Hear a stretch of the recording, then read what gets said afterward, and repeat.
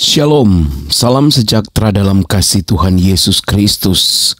Memang para penipu, pembohong, pendusta seringkali menggunakan agama bahkan untuk berdusta, berbohong, dan menipu orang.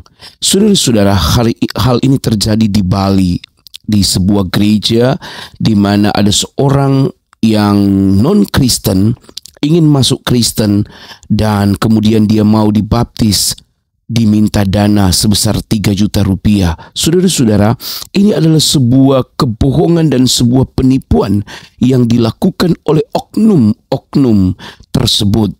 Ya, mereka ingin mengambil keuntungan untuk keperluan mereka sendiri. Alkitab telah menegaskan kepada kita, jangan mencari keuntungan, ya, jangan mencari laba, karena dalam Yesus semuanya adalah kasih karunia, anugerah, berkat itu berasal dari Tuhan. Jangan kita menggunakan pelayanan, jangan kita menggunakan hal-hal rohani untuk mencari keuntungan. Nah, bagaimana kisah seorang murtadin ini yang diminta uang 3 juta hanya untuk dibaptis, yang dilakukan oleh oknum di gereja, salah satu gereja yang ada di Bali? Kita dengarkan sendiri kesaksiannya berikut ini. Haleluya. Saya dibawa ke gereja itu, ke gereja yang saya nggak bisa omongin gereja mana gitu kan. Di situ saya ditemukan dengan pendetanya, terus ya nanti baptis di sini, mereka bilang gitu. Terus sepulang dari gereja saya tanya sama, kalau baptis itu butuh biaya nggak? Dia bilang, iya 3 juta. Waktu itu ya saya ini orang miskin, nggak punya duit, nggak punya kerjaan kan, kerjaannya pembantu rumah tangga. Jadi 3 juta itu banyak banget buat saya waktu itu.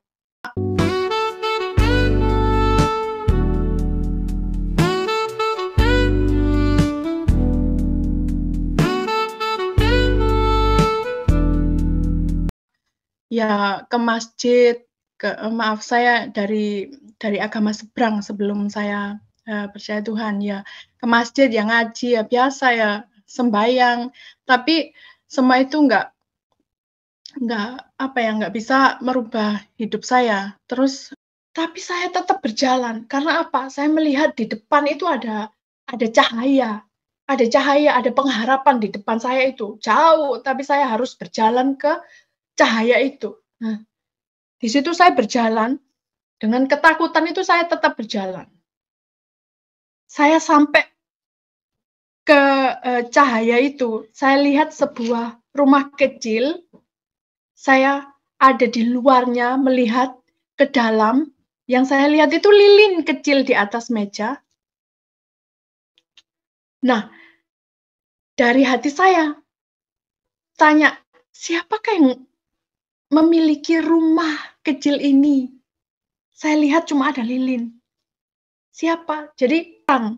Karena Tuhan kan bilang, kamu adalah terang dunia, gitu kan. Berdoa untuk keselamatan saya. Dan sampai sekarang saya jadi orang Kristen, kenal Tuhan Yesus. Itu pasti doanya dia itu didengar Tuhan. Jadi kita, anak Tuhan, akan menjadi terang. Kalau kita menjadi terang, jadi kita akan menjadi terang bagi sesama kita yang hidup di dalam kegelapan. Saya sudah kenal Tuhan dan Tuhan sudah kenal saya. Jadi saya ini anak Tuhan, saya dengar Tuhan, saya membaca firman Tuhan, memuji Tuhan, saya tahu siapa Tuhan Yesus yang sebenarnya dia mati di kayu salib buat aku, buat dosaku, itu sangat luar biasa banget. Itu mujizat yang luar biasa sampai sekarang. Saya nggak mau mujizat itu saya lupakan. Itu mujizat yang luar biasa. Tempat ini, saya percaya itu bukan karena itu, saya percaya karena kebaikan Tuhan. Kita dipersatukan di sini, ditemukan di sini itu karena rencana Tuhan. Saya percaya itu. Kalau dulu saya bersaksi di tempatnya Pak Yusuf Manubulu, itu saya canggung banget. Sekarang agak mulai ya sedikit membaik. Belum perfect sih. Nggak perlu, ya, nggak perlu orang perfect.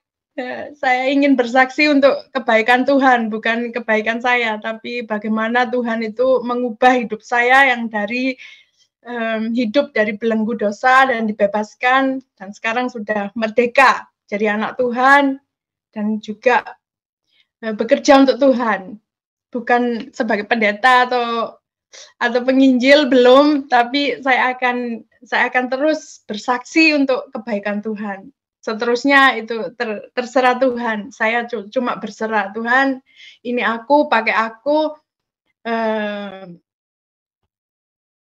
semua milik-Mu Tuhan. Pakai aku seturut kehendak-Mu. Itu aja doa saya pada Tuhan.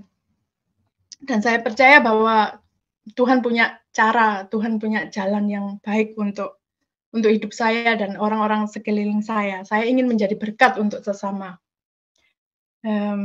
Cerita di hidup saya, dulu waktu masa kecil saya itu ditinggal oleh kedua orang tua saya, masih kecil. Yang bapak saya itu cerai sama ibu, terus bapak nikah lagi sama istrinya yang baru, ibu juga nikah lagi dengan suami yang baru. Mereka tinggal di rumah masing-masing. Saya ditinggal di tempat di rumah buyut.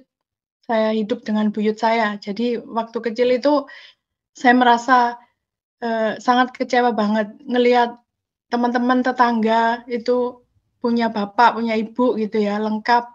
Saya nggak punya. Mereka, ibu saya, keluarga saya, ibu bapak saya itu masih hidup, tapi nggak hidup dengan saya, nggak memperhatikan saya. Jadi dari kecil itu sudah ada roh kekecewaan, benci, terus kepahitan itu udah ada. Jadi setelah beranjak menjadi dewasa, remaja itu nggak ada yang ngatur, nggak ada yang kasih tahu gimana untuk menjadi anak baik, itu nggak ada. Cuma ya ke masjid, maaf saya dari agama seberang sebelum saya percaya Tuhan, ya ke masjid, ya ngaji, ya biasa ya sembahyang, tapi semua itu nggak bisa merubah hidup saya. Terus waktu saya beranjak menjadi seorang remaja itu ada roh pemberontakan yang saya tahu sekarang ini roh pemberontakan itu ya. Jadi kalau orang itu bilang, "Kamu jangan begini," orang itu bilang, "Kamu jangan begitu," itu saya berontak. Yang saya lakukan itu berbuat zina ya, saya terbelenggu masuk dalam dosa perzinahan. Nah, satu waktu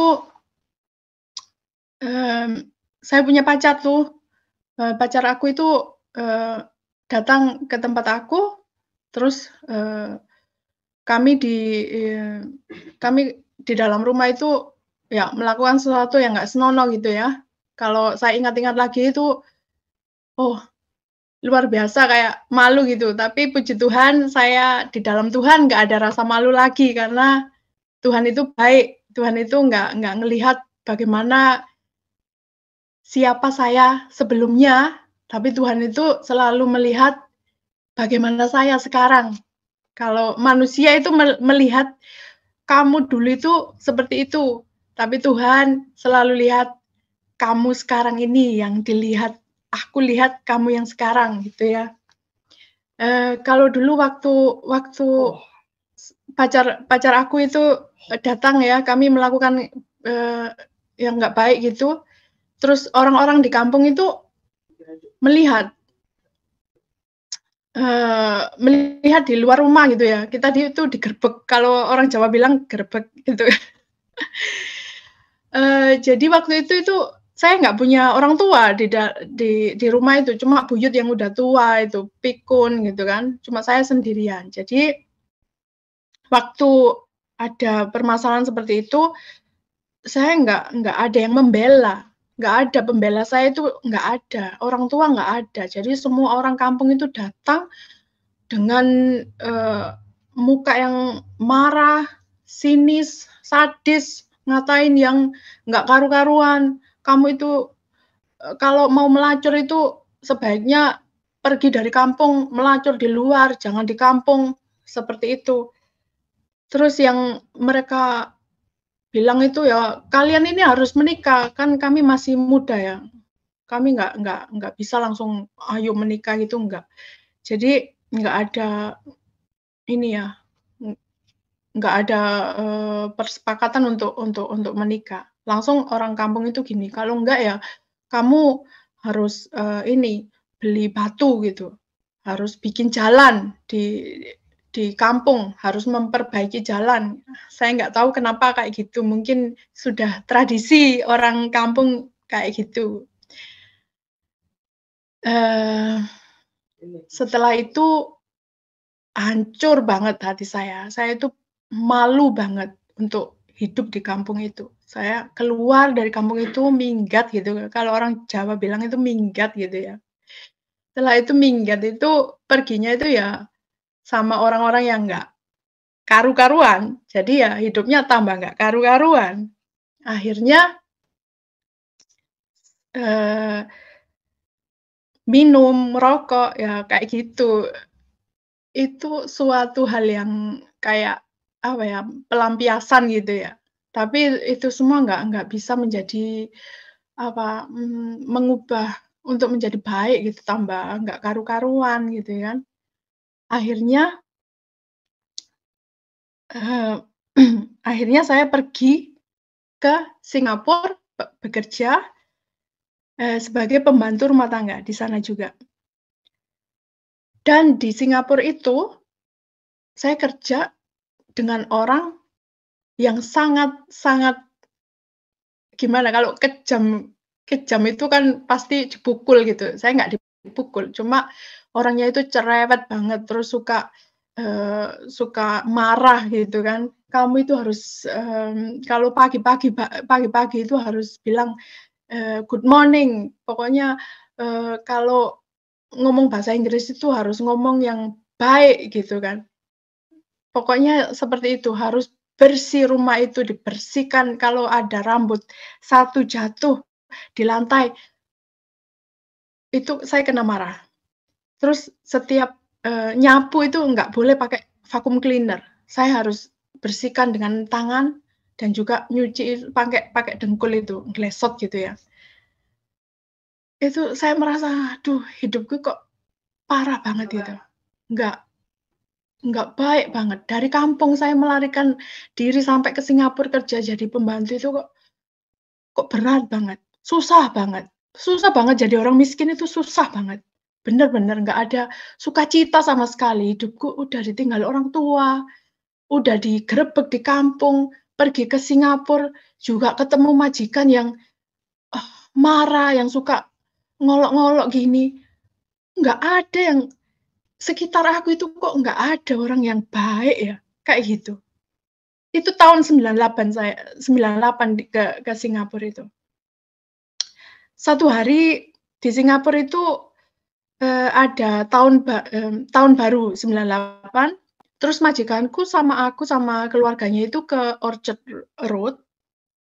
Nah, di situ waktu di Orchard Road itu saya dimarahin di satu, toilet gitu kan. Itu toilet umum, majikanku yang perempuan itu marah banget sama aku, itu karena sesuatu yang kecil gitu, tapi saya dimarahin di depan umum.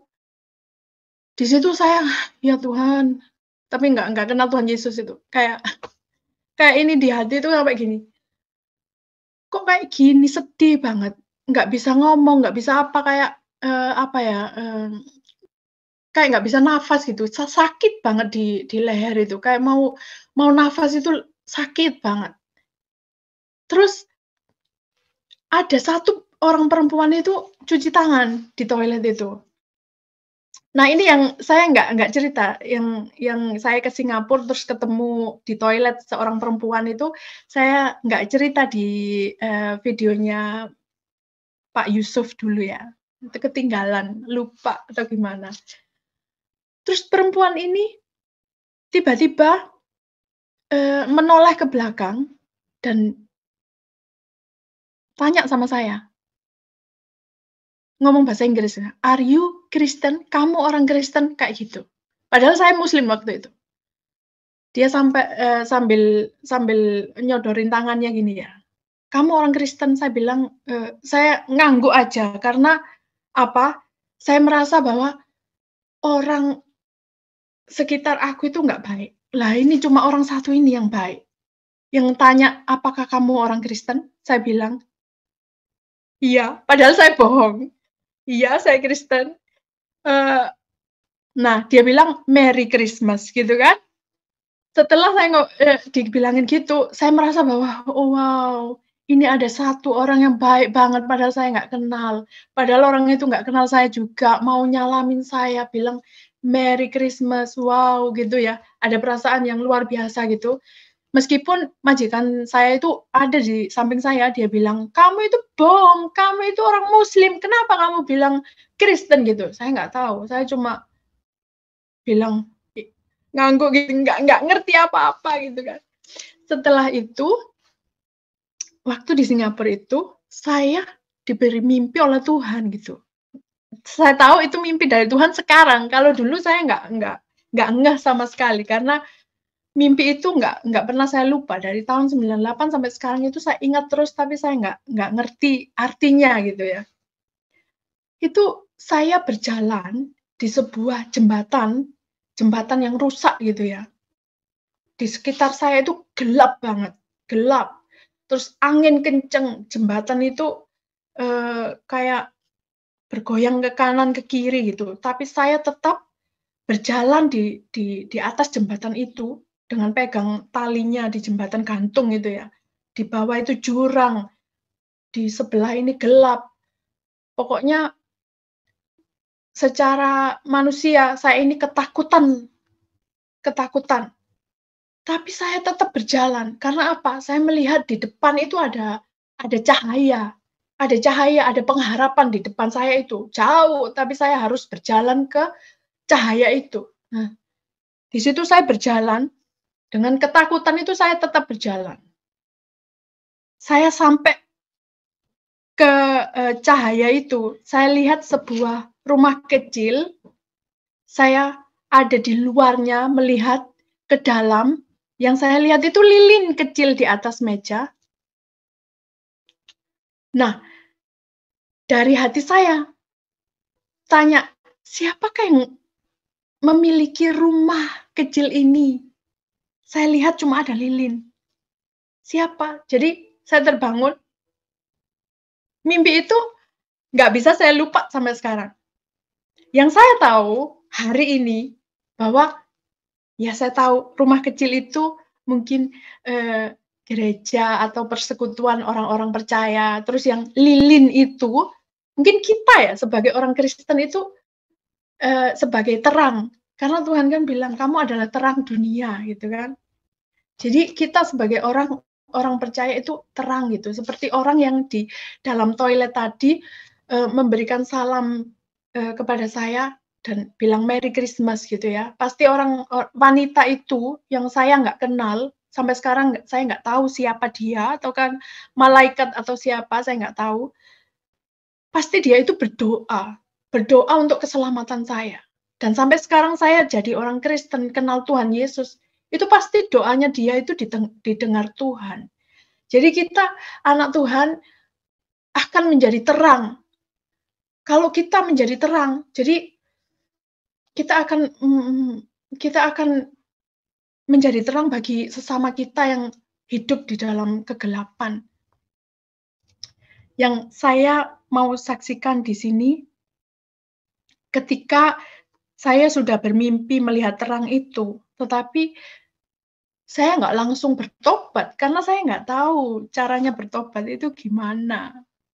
Nah, tapi Tuhan itu luar biasa, baik banget, karena Tuhan itu menuntun manusia itu nggak sama dengan yang lain. Caranya itu sangat berbeda-beda. Kalau dulu saya waktu pulang dari Singapura, terus saya juga pergi ke Saudi Arabia, bekerja sebagai pembantu rumah tangga. Nah, di situ juga bertemu dengan orang yang nggak karuan gitu, majikan yang nggak baik gitu.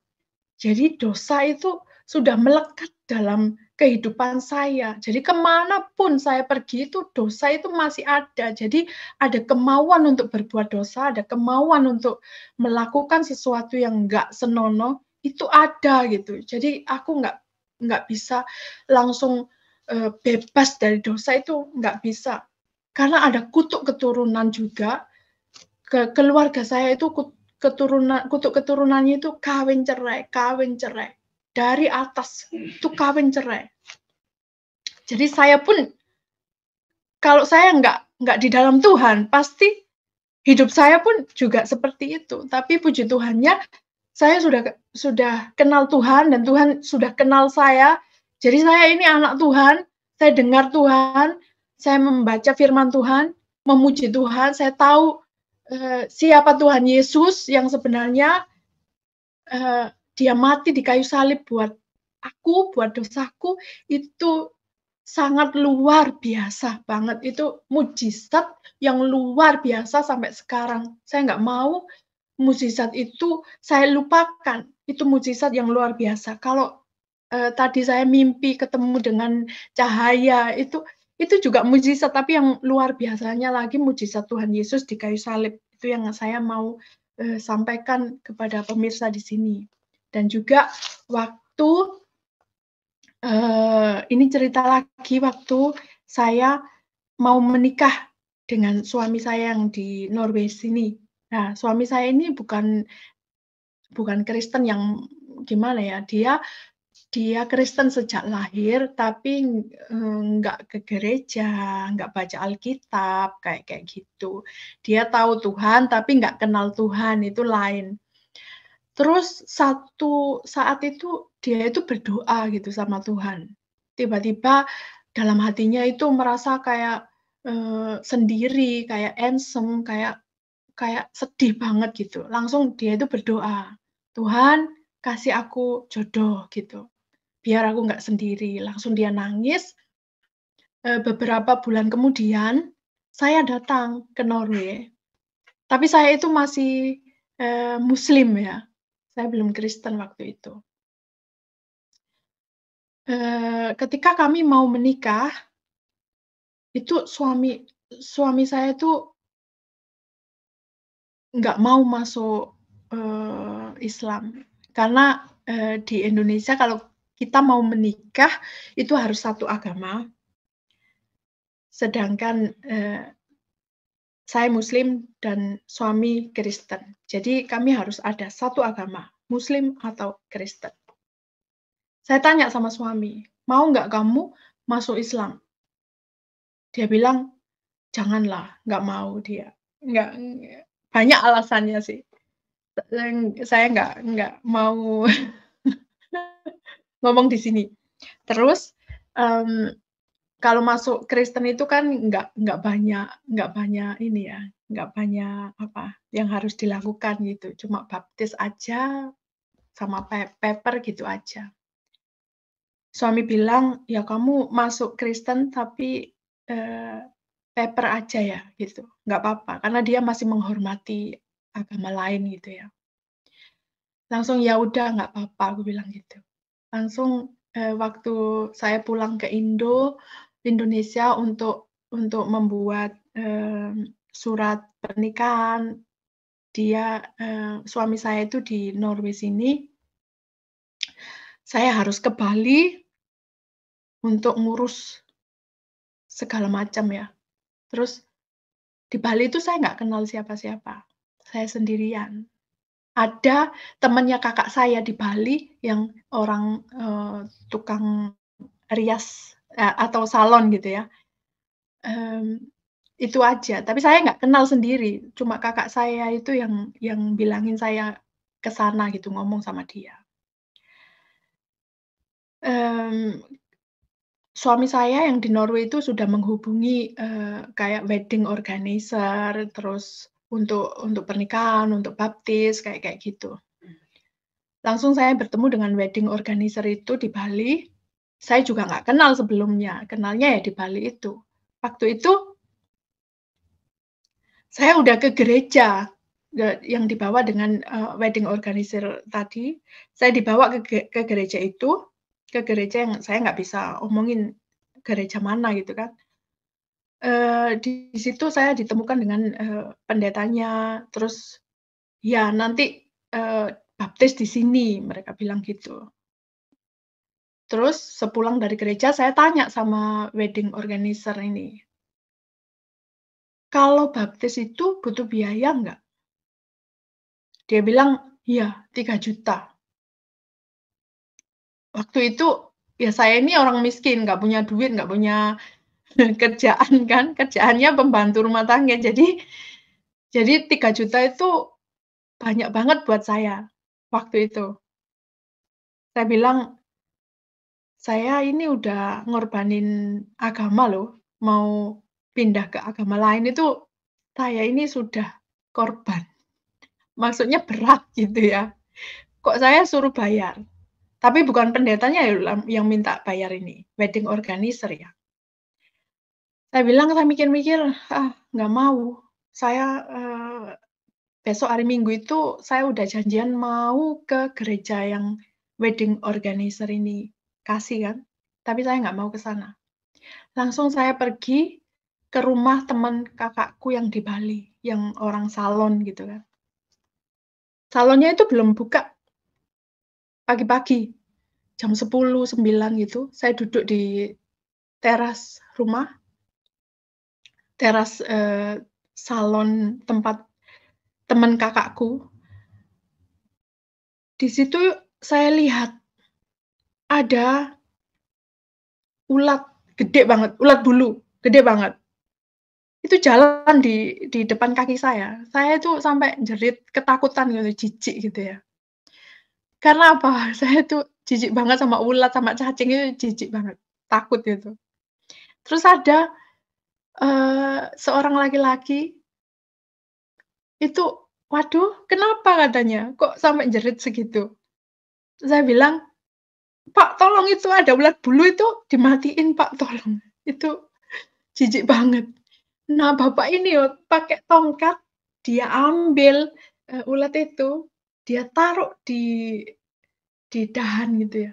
"Jangan, ulat ini biarkan hidup, jangan dimatikan."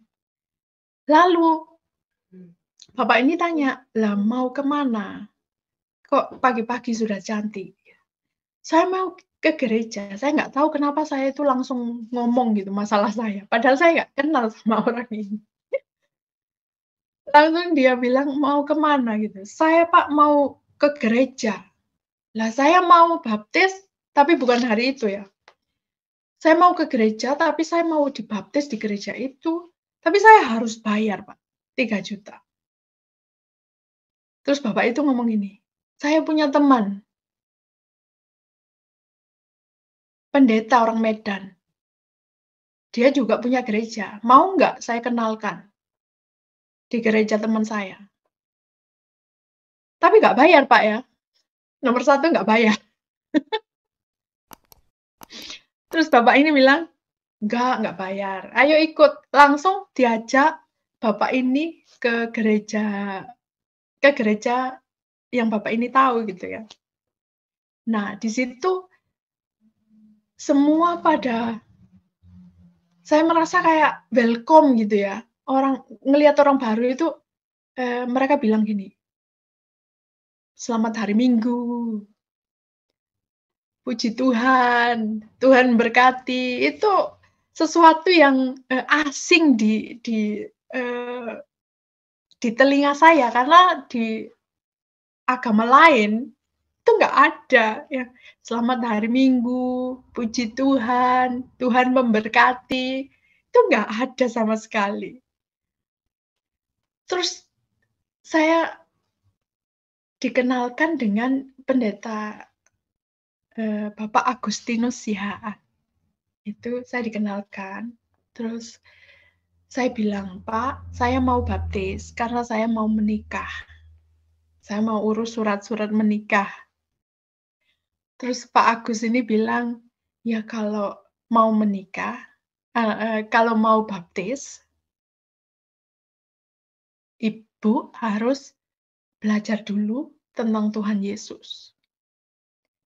Harus belajar dulu, kalau nggak salah setiap hari itu 1 jam saya dibimbing saya nggak ingat lagi berapa hari itu.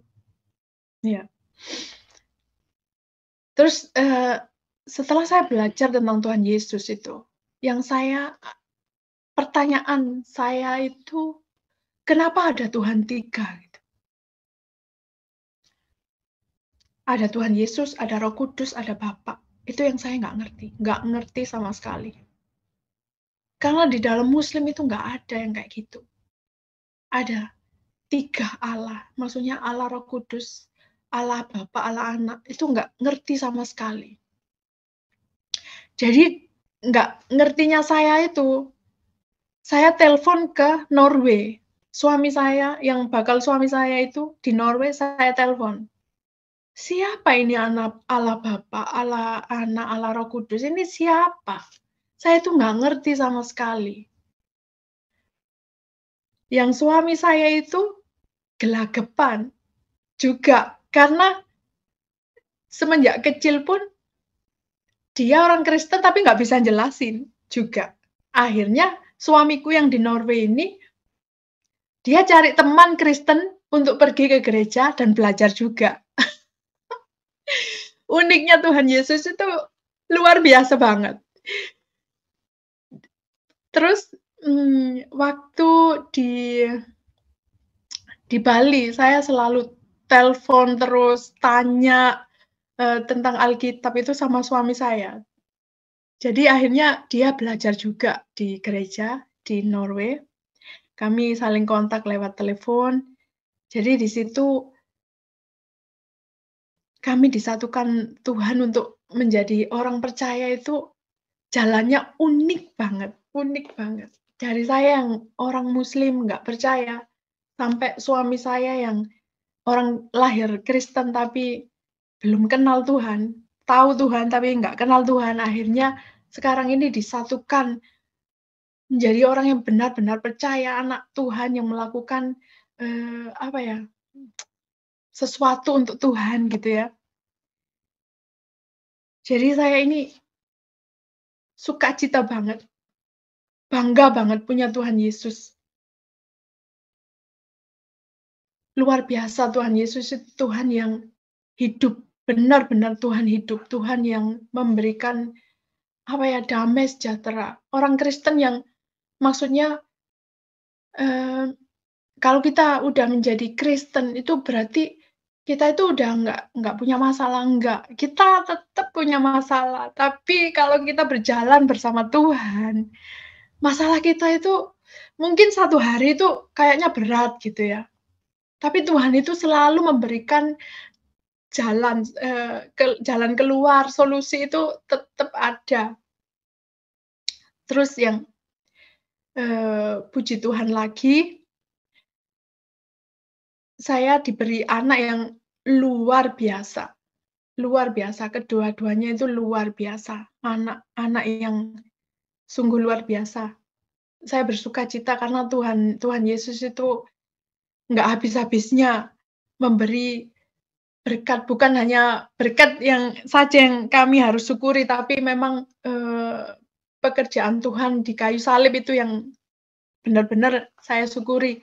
Karena saya tahu Tuhan itu, mengampuni, dosa apapun yang manusia itu telah lakukan itu Tuhan sudah ampuni di kayu salib. Jangan takut kalau, eee, kalau ada yang berbuat dosa terus takut untuk datang ke Tuhan, itu salah. Mendingan datang ke Tuhan, bilang sama Tuhan, "Tuhan ampun, saya mau menjadi anakmu," kayak gitu. Terus maaf ini, ceritanya agak lompat-lompat ya. Terus waktu di gereja, itu saya belum mengenal Tuhan waktu di Bali di gereja. Itu saya masih ada pertanyaan ya, pertanyaan, yang benar itu yang mana? Yang Tuhan Yesus itu siapa? Pertanyaan seperti itu, masih masih ada kayak gitu. karena saya memang benar-benar nggak kenal. Terus satu hari, di hari Minggu, Bapak Agustinus ini ada khotbah. Pak Agustinus ini nggak kenal siapa saya. Dia orang Medan, saya orang Jawa. Saya datang ke Bali tanpa teman, tanpa siapa. Nah, Pak Agus ini berkhotbah tentang Yohanes 8 itu. Yang dibilang saya bagi Bu ya, Yohanes 8. Iya. Yang semua orang Farisi itu mulai menghakimi. dari ayat 1 Ibu. Iya, silakan Pak. Oke. Iya. Saya bacakan Bu. Iya, silakan Pak. Ya, Yohanes 8 ya. Tetapi Yesus pergi ke Bukit Zaitun. Pagi-pagi benar ia berada lagi di bait Allah dan seluruh rakyat datang kepadanya. Ia duduk dan mengajar mereka. Ayat 3, maka ahli-ahli Taurat dan orang-orang Farisi membawa kepadanya seorang perempuan yang kedapatan berbuat zina. Mereka menempatkan perempuan itu di tengah-tengah lalu berkata kepada Yesus, Rabi, perempuan ini tertangkap basah ketika ia sedang berbuat zina. Musa dalam hukum Taurat memerintahkan kita untuk melempari perempuan-perempuan yang demikian. Apakah pendapatmu tentang hal itu? Ayat 6, mereka mengatakan hal itu untuk mencobai dia, supaya mereka memperoleh sesuatu untuk menyalahkannya. Tetapi Yesus membungkuk lalu menulis dengan jarinya di tanah. Dan ketika mereka terus-menerus bertanya kepadanya, ia pun bangkit berdiri lalu berkata kepada mereka, barang siapa di antara kamu tidak berdosa, hendaklah ia yang pertama melemparkan batu kepada perempuan itu. Thank you, Pak. Sama-sama, Bu. Ya, dari khotbah saya sambung, ini. Bu ya. Mungkin ke ayat 8 juga, Bu ya. Ya. Oke. Lalu ia membungkuk pula dan menulis di tanah. Tetapi setelah mereka mendengar perkataan itu, pergilah mereka seorang demi seorang, mulai dari yang tertua. Akhirnya tinggallah Yesus seorang diri dengan perempuan itu yang tetap di tempatnya. Ayat 10, lalu Yesus bangkit berdiri dan berkata kepadanya, hai perempuan, di manakah mereka? Tidak adakah seorang yang menghukum engkau? Jawabnya, tidak ada Tuhan. Lalu kata Yesus, aku pun tidak menghukum engkau. Pergilah dan jangan berbuat dosa lagi mulai dari sekarang. Amin. Amin. Ya, dari khotbah tersebut, dari firman Tuhan tersebut, hati saya itu kayak menjerit gitu. Wow, kalau dulu saya waktu di agama seberang, saya berbuat zina. Dosa saya itu bertumpuk-tumpuk, gimana untuk melunasinya. Saya pasti kalau mati itu ke neraka, pasti itu nggak ada enggak, karena hukum di Al-Quran itu seperti itu. Kamu berzina, masuk neraka. Kayak gitu. Caranya menebusnya gimana? Nggak bisa sama sekali, karena itu dosa yang bertumpuk gitu ya. Langsung di firman Tuhan di situ dikatakan, pergilah jangan berbuat dosa lagi, saya pun mengampunimu, saya tidak menghukummu. Tuhan bilang, wih luar biasa, Tuhan Yesus luar biasa. Tuhan aja nggak menghukum. Nah itu cerita yang di Matius itu seperti cerita saya. Waktu itu, waktu di kampung, saya kerumunin orang, dipermalukan orang, memang saya berbuat malu, otomatis saya dipermalukan orang, dihukum orang, saya disuruh beli batu, untung saya nggak dilempari batu, seperti di perjanjian lama. Tapi masih beruntung. Nah itu luar biasa Tuhan Yesus waktu itu ada di hati saya kayak, wow, Tuhan Yesus siapa dia itu? Tuhan yang luar biasa, bisa mengampuni dosa manusia. Wow, luar biasa. Semakin saya ingin tahu siapa Tuhan Yesus itu sebenarnya, semakin saya ingin mengenal dia lebih lagi. Itu yang luar biasanya kasihnya. Kasih Tuhan itu luar biasa. Nggak ada kasih Tuhan Yesus itu di dunia ini menyamai dengan kasihnya manusia. Kasihnya Bapak yang saya rasakan. Saya nggak pernah merasakan kasih Bapak saya sendiri. Bapak kandung saya sendiri. Nggak pernah. Tapi puji Tuhan. Tuhan Yesus itu sebagai Bapak saya. Sebagai pelindung dalam hidup saya. Setiap hari Tuhan itu melindungi saya, memberikan sukacita itu Tuhan itu luar biasa. Kalau ada yang sudah percaya Tuhan, tapi mulai mundur dari Tuhan, itu jangan sampai ninggalin Tuhan. Karena Tuhan Yesus itu mengasihi manusia. Tuhan itu nggak akan membiarkan kita itu mati terlunta-lunta atau kekurangan apapun juga. Tuhan itu benar-benar Tuhan hidup. Maaf, kalau saya ngomongin tentang kebaikan Tuhan itu kayak gini, nangis saya. Kalau dulu saya hidupnya dihakimi manusia seperti perempuan itu, tapi Tuhan Yesus tidak menghakimi saya.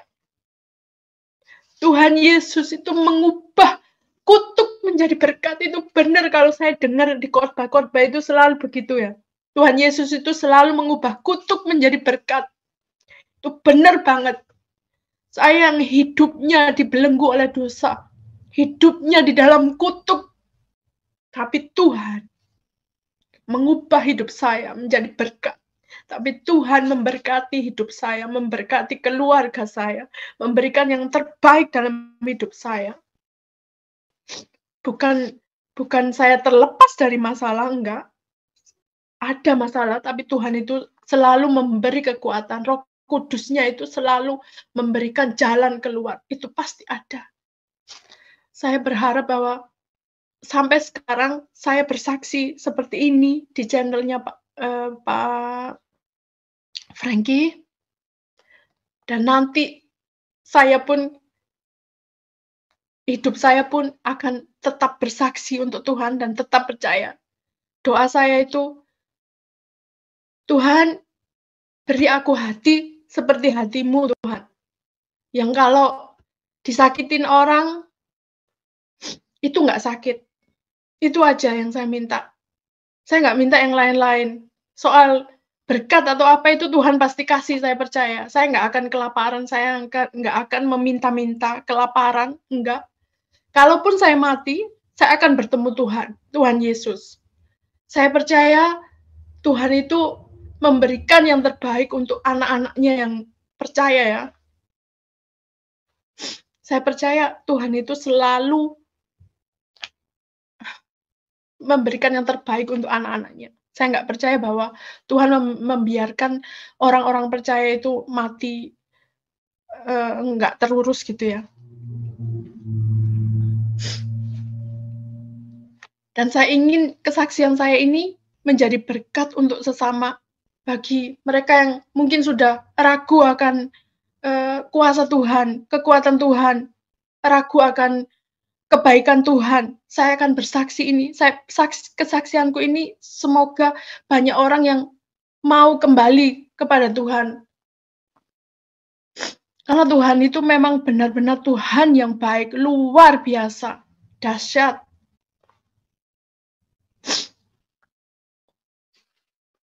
Saya diberi anak waktu saya menjadi orang Kristen mula-mula di Norway ini. Saya punya anak yang sakit ginjal ya. Dari bayi ini, ginjalnya ini nggak sama gitu. Harus dioperasi. Waktu di dalam perut itu udah dilihat bahwa ada kelainan gitu. Setelah bayiku lahir, umur 9 bulan, dia dioperasi, dan operasinya itu gagal. Anak saya nomor 1 itu hampir meninggal dunia. Karena terinfeksi di dalam perut. Operasinya gagal. Akhirnya saya bilang, saya ada putus asa lagi. Saya bilang, saya nggak mau percaya. Saya bilang, saya nggak mau percaya. Lihat anakku sakit dan mau mati. Tapi beruntungnya suami saya bilang, "Ayo kita berdoa, berdoa, berdoa lagi. Nggak ada yang mustahil bagi Tuhan." Akhirnya anak saya yang sekarang ini berumur 13 tahun, dia boleh hidup. Dia hidup lagi, dioperasi lagi, hidup lagi. Maksudnya bukan mati ya, belum mati. Waktu itu hampir mati. Dan dia harus minum obat setiap hari untuk ginjalnya itu, supaya tekanan darah tingginya itu nggak naik. Jadi dia harus minum obat setiap hari. Tapi puji Tuhan dari 5 tahun yang lalu udah berhenti minum obat karena dokter bilang ginjalnya sudah normal lagi. Itu satu mujizat. Makanya saya bilang di dalam Tuhan kita nggak terlepas dari masalah, tapi masalah itu selalu ada jalan keluar dan Tuhan itu selalu membantu kita. Dan saya punya anak lagi yang nomor 2, dia itu anak yang ada kelainan gitu ya. Saya nggak bisa ngomong karena ada anaknya di sini. Tapi puji Tuhan, dia itu pandai sekali untuk main piano dan juga melukis. Itu suatu talenta yang Tuhan berikan, mujizat yang Tuhan berikan. Padahal dulu itu saya hampir-hampir kayak down banget. Tuhan kenapa kok dikasih anak seperti ini? Kayak gitu, sampai segitunya. Makanya orang percaya itu kadang jalannya itu kayak up and down, tapi Tuhan itu tetap tuntun, Tuhan itu tetap sabar sama kita. Tuhan itu benar-benar Tuhan yang sabar. Sekarang ini puji Tuhan saya melihat talentanya anak saya yang nomor 2 ini juga, wow, luar biasa. Tuhan ini benar-benar hidup yang luar biasa Tuhan. Semenjak saya kecil, hidupnya terlunta-lunta, akhirnya kenal Tuhan, akhirnya punya hidup yang luar biasa seperti ini. Tapi sekali lagi, masalah tetap ada. Terus, waktu kemarin, bukan kemarin maksudnya, waktu aku bersaksi di tempatnya Pastor Yusuf Manubulu, itu kan hari Jumat. Nah, hari Minggunya, kedua orang tua saya itu telepon sama saya bahwa mereka terserang sakit penyakit. Itu di hari yang sama, di jam yang sama, saya mendapat telepon.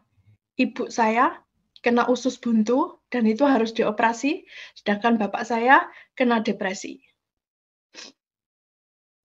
Terus saya berdoa sama Tuhan, loh Tuhan ini kok kena serangan kayak gini langsung gitu ya. Maksudnya hari Jumat saya bersaksi, hari Minggunya kedua orang tua saya itu diserang penyakit gitu ya. Terus saya bilang, ya ini mungkin mereka harus ke tempat teman saya yang orang penginjil, Pak Khairul Anwar yang di Malang itu ya. Itu bapak saya mau pergi ke sana karena dia lihat Khairul Anwar, itu kan nama Islam ya, dia pergi ke sana mau didoakan. Langsung di sana didoakan, dan bapak saya itu sama tantenya, sama anak tantenya itu sembuh. Ibu saya juga dioperasi juga sembuh. Saya juga berdoa untuk ibu saya tetap, untuk percaya Tuhan. Tapi hari ini, kedua orang tua saya itu disembuhkan Tuhan, tapi belum percaya Tuhan. Saya percaya itu butuh waktu. Waktunya Tuhan, waktu yang baik. Saya percaya itu. Dan saya percaya satu orang di dalam rumah percaya dan diselamatkan, dan seluruh keluarganya juga akan diselamatkan. Saya percaya itu. Dan juga saya juga ingin, ya, itu bapak saya itu. Bapak saya ke rumahnya Pak Khairul. Iya, Pak. Luar biasa.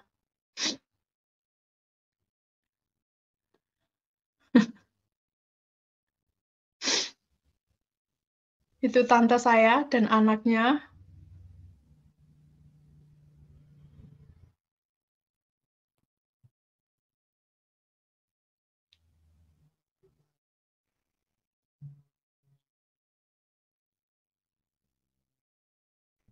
Luar biasa.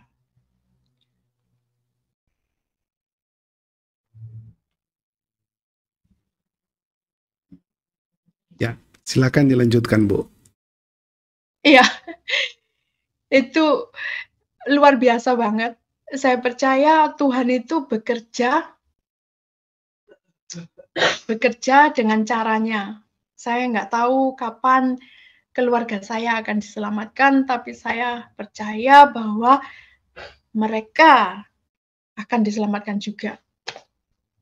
Ya, berikut ini. Haleluya. Itu aja, Pak. Puji Tuhan, Tuhan memberkati saudara. Terima kasih sudah mengikuti dan doa kami sudah diberkati oleh Tuhan. Bagikan terus tayangan kami kepada sekalian banyak orang supaya mereka juga diberkati oleh Tuhan. Sampai berjumpa lagi. Tuhan Yesus memberkati. Shalom.